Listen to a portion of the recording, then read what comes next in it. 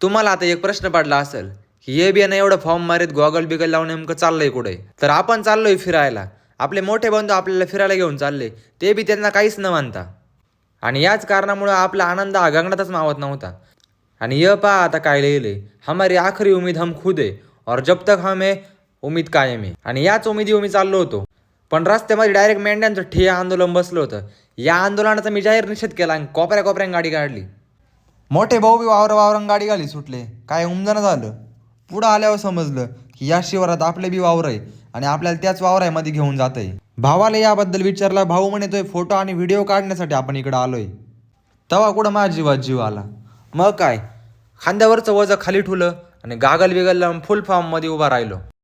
मग आपल्याला समजलं आपल्याला इथं फोटो काढायला नाही तर काम करायला आणलंय. मोठा गोलीगत धोका आपल्याला भेटला. आता काय करायला समजाना झालं. या बारक्या का पाहून जरा मनाला शांती भेटली. तवर दोघं भाऊ बिट्ट्या खुडायला भेटले होते.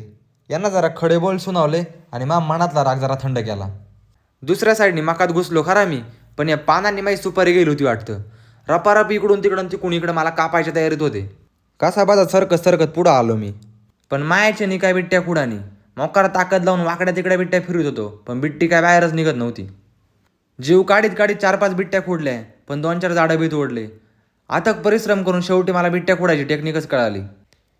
एकदा जमल्यावर तुमचा भाऊ हटत नसतोय. रपारप रपारप आपल्या वाट्याच्या सगळ्या बिट्ट्या काढून घेतल्या आणि पुढं सरकत राहिलो. पुढं आल्यावर समजलं की आपल्याला कामाला लावून हा भाऊ मात्र मस्त झाडाच्या सावलीत मोबाईल बघत बसलाय. हे चित्र मी माझ्या डोळ्यांनी पाहिल्यावरती मी काय माझ्या डोळे उघडे ठेवू शकत नव्हतो. त्याच्यामुळे पटकन डोळ्याला चष्मा लावला आणि या माणसांबरोबर इथून गायब होऊन गेलो. पण हे माणसं काही साधेसुधे माणसं नव्हते. हे माणसं खास दुसऱ्या राज्यामधून आपण बोललेले होते, ते बी आयात करून. कासाठी तर सोयाबीन सोंगायसाठी. आता स्पेशल माणसं मानले यांचा विषय हार्डच राहणार. यांचा स्पीड पाहून माझे डोळेच गरगरले. मग काय, इथून पहिले कल्टी मारली. इकडं काकाने लांबूनच हात दिला. मग म्हटलं चला यांच्याकडे जाऊन यांना आपल्याबरोबर झालेल्या घोटाळ्याची जरा माहिती देऊ.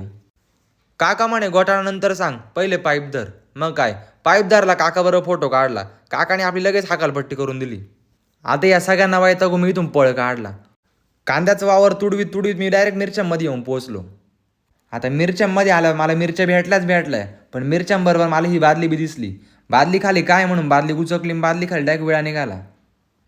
विळा हातात घेऊन मी इथून चाललोच होतो, पण रस्त्याने जाता जाताच मला हा भाऊ दिसला आणि या भाऊची पोच पाहून मी डायरेक्ट विळा खाली ठेवून दिला. मला काहीच उमजानं झालं. शेवटी हिंडून हिंडून लय वैतागलो. मग डायरेक्ट भावाजवळ जाऊन झोपून घेतलं. तासभर चांगली झोप काढली, पण या कार्यकर्त्यांच्या आवाजाने माझी झोपच मोडली. यांना जरा पाणी पाजून थंड केलं, कारण यांनी तासाभरातच अख्खं वावरच मोकळं करून दिलं होतं. झोपून झोपून मला बी लय भूक लागली होती. मग जरा खाऊन घेतलं.